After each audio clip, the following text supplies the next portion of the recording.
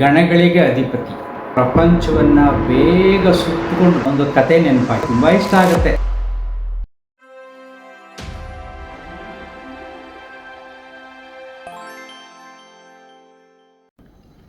ನಮಸ್ಕಾರ ಸ್ನೇಹಿತರೆ, ನಾನು ಕೌನ್ಸಿಲಿಂಗ್ ಮಾಡಬೇಕಾದ್ರೆ ಒಂದು ಕತೆ ನೆನಪಾಯಿತು. ಮೋಸ್ಟ್ಲಿ ನೀವೆಲ್ಲ ಕೇಳಿರ್ತೀರ. ಕೈಲಾಸದಲ್ಲಿ ಗಣಗಳಿಗೆ ಅಧಿಪತಿ ಅಂದರೆ ಉಪದೇವತೆಗಳಿಗೆ, ಶಿವನ ಗಣಗಳಿರ್ತಾರಲ್ಲ, ಅವರಿಗೆ ಅಧಿಪತಿಯನ್ನು ಯಾರು ಮಾಡಬೇಕು ಅಂತ ಯೋಚನೆ ಮಾಡಿದಾಗ ನಾರದರು ಒಂದು ಸೂತ್ರ ಕೊಡ್ತಾರೆ. ಏನಪ್ಪ ಅಂದರೆ, ಯಾರು ಈ ಪ್ರಪಂಚವನ್ನು ಬೇಗ ಸುತ್ತಕೊಂಡು ಬರ್ತಾರೋ ಅವರು ತುಂಬ ಶಕ್ತಿವಂತರು, ಬುದ್ಧಿವಂತರು, ಅವರಿಗೆ ಗಣಗಳ ಅಧಿಪತಿಯನ್ನಾಗಿ ನೇಮಿಸಬಹುದು ಅಂತ ಒಂದು ಸಲಹೆ ಕೊಡ್ತಾರೆ.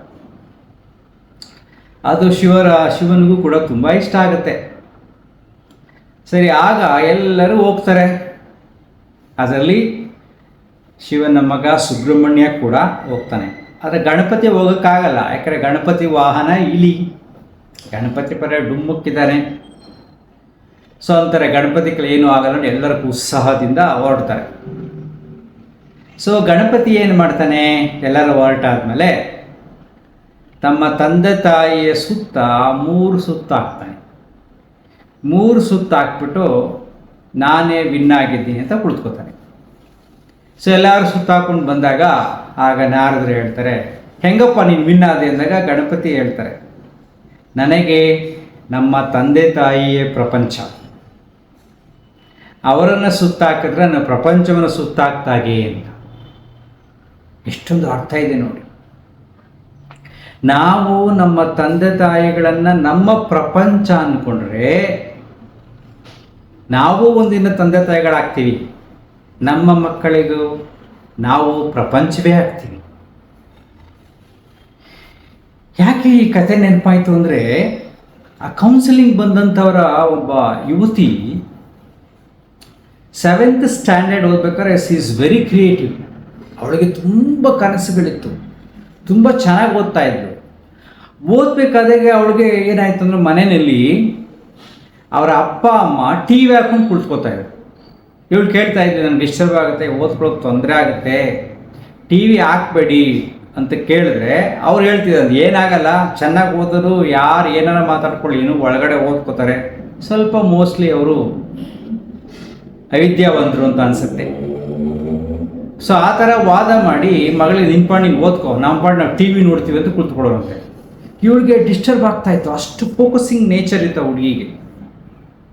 ಕೊನೆಗೆ ಯಾವ ಮಟ್ಟಕ್ಕೆ ಹೋಯ್ತು ಅಂದರೆ, ಅವಳ ತಂದೆ ತಾಯಿಯರನ್ನು ದ್ವೇಷ ಮಾಡೋಕ್ಕೆ ಪ್ರಾರಂಭ ಮಾಡಿದ್ಲು ಮನಸ್ಸಿನಲ್ಲಿ. ಆ ದ್ವೇಷ ಜಾಸ್ತಿಯಾಗಿ ಒಂದು ಸಾರಿ ಸೀರಿಯಸ್ ಆಗಿ ದೇವ್ರ ಮೇಲೆ ಕುಳಿತುಕೊಂಡು ಅವಳು ಪ್ರಾರ್ಥನೆ ಮಾಡಿದ್ಲು. ಏನಂತ, ದೇವರೇ ನನಗೆ ಸಾವನ್ನು ಕೊಡು, ನನ್ನ ಕನಸುಗಳನ್ನು ಈಡೇರಿಸ್ಕೊಳ್ಳೋಕೆ ನನ್ನ ಕೈಲಿ ಆಗ್ತಾ ಇಲ್ಲ, ನಮ್ಮ ಅಪ್ಪ ಅಮ್ಮನ ಕಂಡ್ರೆ ನನಗೆ ಆಗಲ್ಲ, ನಾನು ಸತ್ತೋಗ್ಬೇಕು ಅಂತ ದೇವರಲ್ಲಿ ಪ್ರಾರ್ಥನೆ ಮಾಡಿದ್ರು.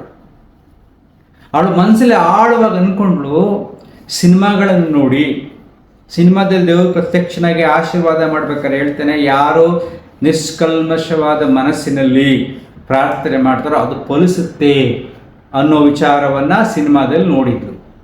ಇವಳು ಮನಸ್ಸಲ್ಲೂ ಹಂಗೆ ಅಂದ್ಕೊಂಡ್ಳು, ನಾನು ಸತ್ತೋಗ್ಬೇಕು ಅಂತ. ಹಾಗೇ ಓದ್ತಾ ಹೋದ ಸ್ವಲ್ಪ ಆದಮೇಲೆ ಅವಳು ಭಯ ಸ್ಟಾರ್ಟ್ ಆಯಿತು, ಈಗ ನಾನು ಸತ್ತೋಗ್ಬಿಡ್ತೀನಿ ಅಂತ. 90 ಮಾರ್ಕ್ಸ್ ತೆಗಿತಾ ಇರ್ತಕ್ಕಂಥ ಹುಡುಗಿ ಬರೀ 50 ಮಾರ್ಕ್ಸು 60 ಮಾರ್ಕ್ಸ್ ತೆಗಿಯೋ ಲೆವೆಲ್ಗೆ ಬಂದಳು. ಕೊನೆಗೆ ಅವಳಿಗೆ ಇದೆಲ್ಲ ಟೆನ್ಷನ್ ಜಾಸ್ತಿ ಆಗಿ ಪುನಃ ದೇವರ ಪ್ರಾರ್ಥನೆ ಮಾಡಿಕೊಂಡ್ಳು, ದೇವರೇ ನೀನು ನನಗೆ ವರ ಕೊಟ್ಟಿದ್ದೀಯಾ, ಸಾಯಿಸ್ತೀಯ ಅಂತ ನನಗೆ ಗೊತ್ತು, ಆದರೆ ಇದನ್ನೊಂದು 10 ವರ್ಷ ಪೋಸ್ಟ್ಪೋನ್ ಮಾಡು ಅಂತ ಹೇಳಿದ್ರು. ಅಂದ್ಕೊಂಡ್ಳು ಮನಸ್ಸಿನಲ್ಲಿ. ಆ ಥರ ಮಾಡಿಕೊಂಡ್ಳು. ಡಿಗ್ರಿನೂ ಪಾಸ್ ಮಾಡಿದ್ಲು, ಬರೀ 2nd ಕ್ಲಾಸಲ್ಲಿ ಪಾಸ್ ಮಾಡಿದ್ಲು. ಅವಳಿಗೆ ತೃಪ್ತಿ ಇಲ್ಲ, ಮಾನಸಿಕವಾಗಿ ನಾನಾ ಗೊಂದಲಗಳು. ಕೊನೆಗೆ ಮದುವೆ ಆಗೋ ಸಂದರ್ಭ ಬಂತು. ಆಗ ಅವಳು ಪ್ರಾರ್ಥನೆ ಮಾಡಿಕೊಂಡ್ಳು, ಕರೆಕ್ಟಾಗಿ 40ನೇ ವರ್ಷಕ್ಕೆ ನಾನು ಸಾಯಿಸ್ಬಿಡು ಅಂದ್ಳು ದೇವರಿಗೆ, ಪೋಸ್ಟ್ಪೋನ್.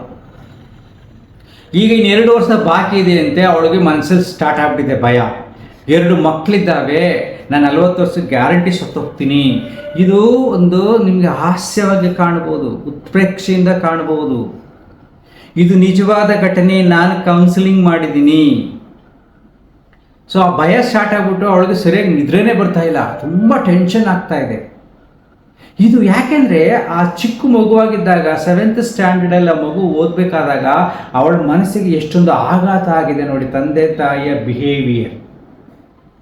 ಅದು ಆಘಾತ ಆಗಿ ಏನನ್ನು ಮಾಡೋಕ್ಕಾಗದೆ ಕೆಲವಾರು ಹೊರಗಡೆ ಸಿನಿಮಾಗಳಲ್ಲಿ ಅದು ಇದು ಕಥೆಯನ್ನು ನೋಡಿಕೊಂಡು ಭಗವಂತ ನಾನು ಕೇಳೋದನ್ನು ಕೊಡ್ತಾನೆ, ಮನಸ್ಸು ನಿರ್ಮಲವಾಗಿದ್ದರೆ ಅವಳಿಗೆ ಯಾವುದೇ ಆಸೆಗಳಿಲ್ಲ, ಅವಳಿಗೆ ಯಾರಿಗೂ ಮೋಸ ಮಾಡಿಲ್ಲ, ಏನೂ ಮಾಡಿಲ್ಲ, ತನ್ನ ಕನಸನ್ನು ಈಡೇರಿಸ್ಕೊಳ್ಳೋಕೆ ಕಷ್ಟಪಡ್ತಾ ಇದ್ದು.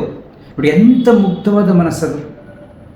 ಅದು ಆಳವಾಗಿ ಸೇರಿಕೊಂಡು ಈಗ ಆ ಅಮ್ಮನಿಗೆ 38 ವರ್ಷ ಆಗಿದೆ, ಆದರೂ ಅದನ್ನು ಕಾಡ್ತಾ ಇದೆ. ಅದಕ್ಕೆ ಕಾರಣ ಅಪ್ಪ ಅಮ್ಮಂದಿರು. ಎಷ್ಟೋ ಜನ ಮನೆಗಳಲ್ಲಿ ಅಪ್ಪ ಅಮ್ಮಂದಿರು ಮಕ್ಕಳುಗಳ ಕಡೆ ಗಮನ ಹರಿಸಿಲ್ಲ ಅಂದರೆ ಖಂಡಿತ ಟ್ರ್ಯಾಕ್ ಚೇಂಜ್ ಆಗುತ್ತೆ. ಓದ್ತಾ ಇರೋ ಮಕ್ಕಳ ಕಡೆ ತ್ಯಾಗ ಮಾಡಬೇಕು. ನಾನು ಈಗಲೂ ನೆನಪಿದೆ, ನಮ್ಮ ತಂಗಿ ಮನೇಲಿ ಅವ್ರ ಮಕ್ಕಳು ಓದ್ಬೇಕಾದ್ರೆ ಕೇಬಲೇ ಹಾಕ್ಸ್ಕೊಂಡಿರಲಿಲ್ಲ 2 years, ಫಸ್ಟ್ PUC ಸೆಕೆಂಡ್ PUCನಲ್ಲಿ. ಇಬ್ಬರು ತಂಗಿ ಮನೇಲಿ ಹಂಗೆ ಮಾಡಿದ್ರು. ಇಬ್ಬರು ಒಳ್ಳೆ ಸಕ್ಸಸ್ಫುಲ್, ಇಬ್ಬರು ಡಾಕ್ಟರ್ ಆಗಿದ್ದಾರೆ, ಒಬ್ಬ ಇಂಜಿನಿಯರ್ ಆಗಿದ್ದಾರೆ. ಇದನ್ನ ಯಾಕೆ ನಾನು ಘಟನೆ ಹೇಳ್ತೀನಿ ಅಂದರೆ, ಯಾವುದೇ ತಂದೆ ತಾಯಿಗಳು ಚಿಕ್ಕ ಮಕ್ಕಳು ಓದಬೇಕಾದ್ರೆ ತುಂಬ ಕೇರ್ಫುಲ್ ಆಗಿರಬೇಕು, ಅವರ ಮನಸ್ಸನ್ನೇ ಗಮನಿಸಬೇಕು, ಅಲ್ಲಿ ಸ್ವಲ್ಪ ತ್ಯಾಗ ಮನೋಭಾವ ಇರಬೇಕು. ನೀವು ಅವರಿಗೆ ಮಾದರಿಯಾಗಿ ನೀವು ಅವರಿಗೆ ಪ್ರಪಂಚ ಆಗಬೇಕು. ಆಗ ಅವರು ಮುಂದೆ ಬೆಳೆದಾಗ ಅವರ ಮಕ್ಕಳಿಗೆ ಅವರೇ ಪ್ರಪಂಚ ಆಗ್ತಾರೆ. ಈ ರೀತಿಯಾದ ಮಾದರಿಯ ಬದುಕಾಗಬೇಕು. ಮಕ್ಕಳುಗಳು ಬೆಳೆಸೋದು ತುಂಬ ಕಷ್ಟ. ಸ್ವಲ್ಪ ಲೈನ್ ಟ್ರ್ಯಾಕ್ ಚೇಂಜ್ ಆದರೆ ಅವ್ರ ಬದುಕೇ ನಾಶ ಆಗಿಬಿಡುತ್ತೆ. ಯಾಕೆಂದರೆ ಅವ್ರಿಗೆ ಏನು ಮಾಡ್ತಾ ಇದ್ದೀವಿ, ಯಾವುದು ಸರಿ, ಯಾವುದು ತಪ್ಪು, ಮುಂದಿನ ಜೀವನದ ಗುರಿ ಏನು ಅನ್ನತಕ್ಕಂಥ ಅರಿವು ಅವರ ಮನಸ್ಸಿಗೆ ಇರೋದಿಲ್ಲ. ಸೊ ಸ್ನೇಹಿತರು, ಅವರು ಇವರು ಸುತ್ತಮುತ್ತಲ ಪರಿಸರ ಮಕ್ಕಳ ಮೇಲೆ ತುಂಬ ಪ್ರಭಾವ ಬೀರುತ್ತೆ. ಇದನ್ನು ತುಂಬ ಗಮನಿಸಿದ್ದೀನಿ. ವಾಸ್ತವವಾಗಿ ಎಷ್ಟೋ ಕೌನ್ಸಿಲಿಂಗ್ ಬಂದು ನಾನು ಗಮನಿಸಿದ್ದೀನಿ. ಅದಕ್ಕೆ ನಾನು ಹೇಳೋದು, ಸೊ ಆ ಗಣಪತಿಯ ಕಥೆಯಲ್ಲಿ ಗಣಪತಿಗೆ ತನ್ನ ತಂದೆ ತಾಯಿಯೇ ಪ್ರಪಂಚವಾದ ಹಾಗೆ ಮುಂದೆ ನೀವೊಂದು ದಿನ ನಿಮ್ಮ ಮಕ್ಕಳಿಗೆ ನೀವು ಪ್ರಪಂಚವಾಗಬೇಕು. ಆ ಮಾದರಿಯ ಬದುಕಾಗಬೇಕು. ಅದೊಂದು ಸಾಧನೆ. ಅದು ಸುಮ್ಮನೆ ಅಲ್ಲ. ಮಕ್ಕಳು ಬೆಳೆಸೋದು ದೊಡ್ಡ ಸಾಧನೆ. ಅದರಲ್ಲಿ ಈಗಿನ ಕಾಲಘಟ್ಟದಲ್ಲಿ ತುಂಬ ಡಿಸ್ಟ್ರಾಕ್ಷನ್ಸ್ ಜಾಸ್ತಿ ಇದೆ. ಮೊಬೈಲ್ ಜಾಸ್ತಿ ಇದೆ, ಫ್ರೆಂಡ್ಸ್ ಜಾಸ್ತಿ ಇದೆ, ಎಂಟರ್ಟೈನ್ಮೆಂಟ್ ಜಾಸ್ತಿ ಇದೆ. ನಿಮ್ಮ ಮಕ್ಕಳನ್ನು ಗಮನಿಸಿ. ಬಿಕಾಸ್ ಈ ವಿಡಿಯೋ ಮಾಡ್ಬೇಕಾದ್ರೆ ಹೇಳ್ತಾ ಇದ್ದೀನಿ, ನಿಮ್ಮ ಮಕ್ಕಳಲ್ಲಿ ಸೂಕ್ಷ್ಮವಾಗಿ ಈ ವಿಚಾರಗಳನ್ನು ಗಮನಿಸಿ.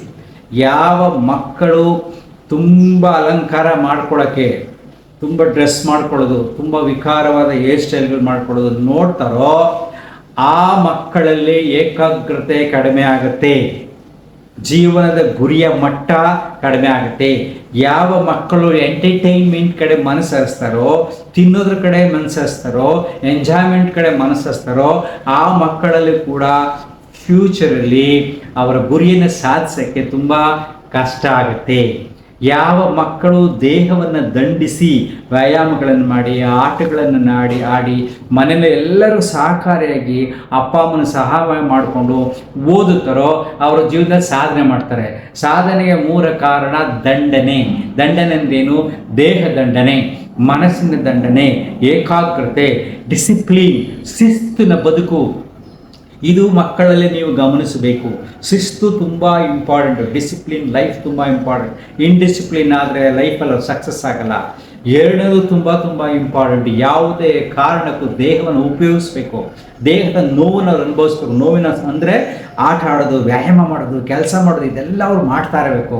ಅದೇ ರೀತಿ ಮನಸ್ಸು ಶಾಂತವಾಗಿರಬೇಕು. ಅಪ್ಪ ಅಮ್ಮನ ಜೊತೆ ಸಂವಾದಗಳಿರಬೇಕು. ಮನಸ್ಸಿನ ನೋವುಗಳನ್ನು ಹಂಚ್ಕೊಳ್ಳೋ ರೀತಿ ಅವರ ಬದುಕಿರಬೇಕು. ಆ ರೀತಿಯಾದ ಸಂಬಂಧ ಇರಬೇಕು. ಆಗ ಮಕ್ಕಳಿಗೆ ನೀವು ಒಂದು ದಾರಿಯನ್ನು ತೋರಿಸ್ಬೋದು. ಏನೂ ಇಲ್ಲದೆ ಅವ್ರು ಹೆಂಗೋ ಮಾಡ್ಕೋತಾರೆ, ಏನಾರ ಮಾಡ್ಕೊಳ್ಳೋದು ಬಿಟ್ಟರೆ ಖಂಡಿತ ಅವರು ದಾರಿ ತಪ್ತಾರೆ, ಜೀವನದಲ್ಲಿ ಚೆನ್ನಾಗಿರಲ್ಲ. ಸೊ ಗಣಪತಿಯ ಕಥೆಯನ್ನು ನೆನಪಿಟ್ಕೊಳ್ಳಿ. ಗಣಪತಿಗೆ ಅವರ ಅಪ್ಪ ಅಮ್ಮ ಹೇಗೆ ಶಿವ ಪಾರ್ವತಿ ಪ್ರಪಂಚವಾದರೋ ಕೊನೆಗೆ ಮಕ್ಕಳಾದವರು ಕೂಡ ಒಂದು ದಿನ ತಂದೆ ತಾಯಿ ಆಗ್ತಾರೆ. ಅವರು ಅವರ ಮಕ್ಕಳಿಗೆ ಪ್ರಪಂಚವಾಗಬೇಕು. ಇದೇ ಸತ್ಯ. Thank you.